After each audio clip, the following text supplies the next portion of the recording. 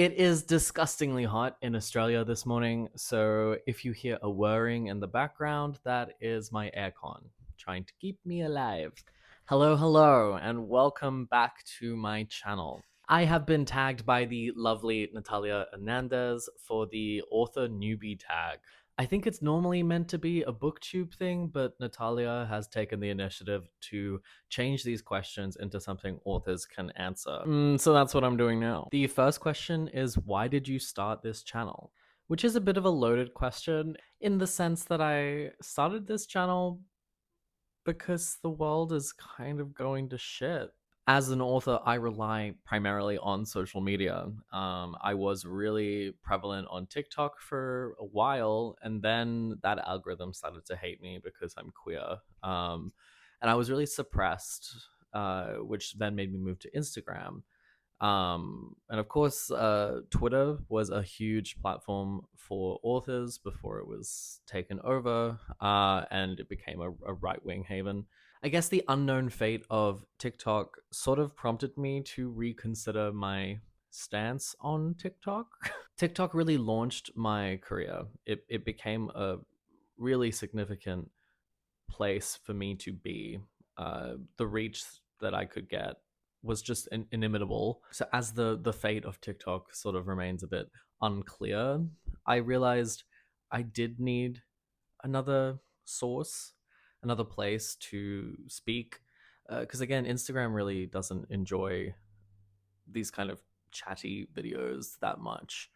And I figured I kind of wanted to do some other things, like maybe do some video essays or fun stuff like that. So why not start the YouTube? The second question is, what are some fun and unique things you can bring to AuthorTube? Honestly, I think the way that I got my book deal kind of makes me a little unique, just in the sense that I had nothing going for me for quite some time. I tried the traditional avenue with the querying and querying trenches and all of that.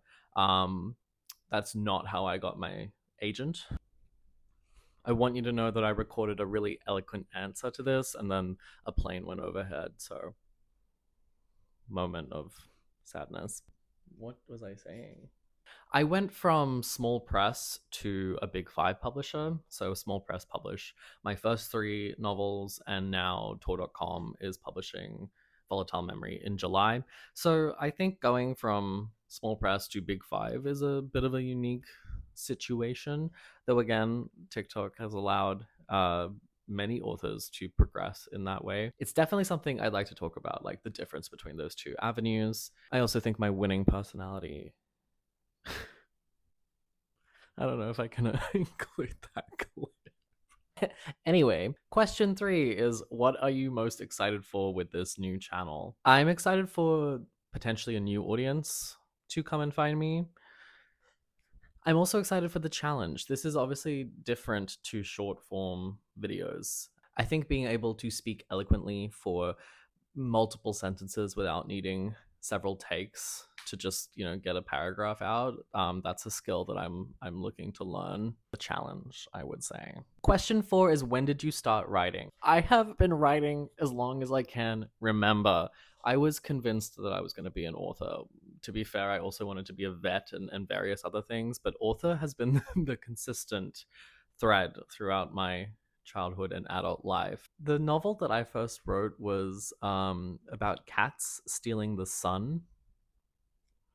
Mm-hmm. uh, when I was 12 at school, we actually had to write a picture book, like do the drawings and everything. I have I have that copy right here.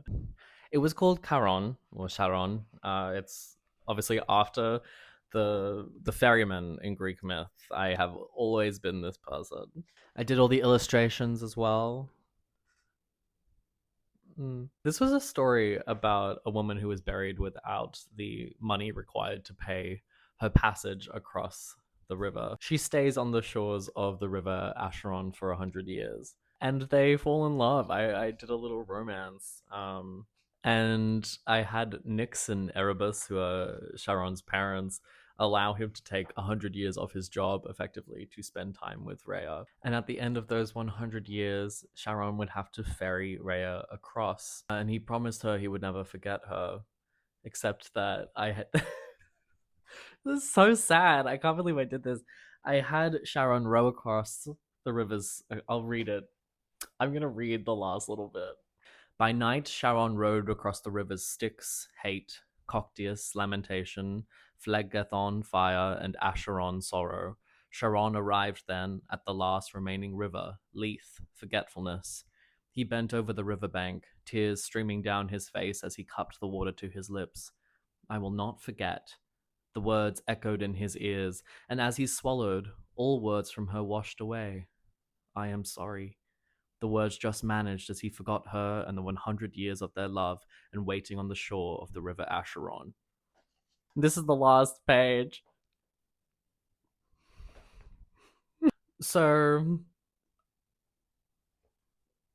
yeah, that's quite brutal, honestly. I could see that becoming a fantastic romantasy. Perhaps I'll do a complete rewrite of Charon one day. Also, that might be the only heterosexual pairing I've ever written. So, anyway, the fifth question is why do you love writing? I think I've been asked this question before, and I've never really known how to answer it because it's less of a love and more of a compulsion. And oftentimes it's not love. It's like I sometimes I don't often enjoy it. Writing has so many components. It's not just the drafting, it's editing. It's a whole industry. The process behind it is crazy. And as an author nowadays, you are expected to be involved in every facet. But when it comes to the writing aspect, it really does feel like a compulsion. It's less about I love what I'm doing and more like these people are in my head. I need them out. I often struggle to actually relax and not write. I've been forcing myself this year to have actual days off where I do nothing, and it is incredibly difficult because I'll be like, well, I'll just write a little bit. I'll write something new. It's a compulsion. Question 6 is what book series got you into writing? And as you could tell, I was very young when I first started writing, and so if I say the Warrior Cat series, you must understand. I was 12. Honestly, it was Warrior Cats. It was also a book by Nancy Yifan and a book by Alexandra Ordanetto, who were very young authors. I think they were about 13 or 14 when they both published their first books. This was my dream as a child. I wanted to be a child author very badly. Failed, but probably for the best. Probably for the best. When it came to, I guess, a more serious take on becoming an author, it was the Captive Prince series by C.S. Pacat. I devoured those books and had the pleasure of doing a course that was run by Kat, and that really sort of cemented that this was a possibility. It was something I could achieve. So I would say that.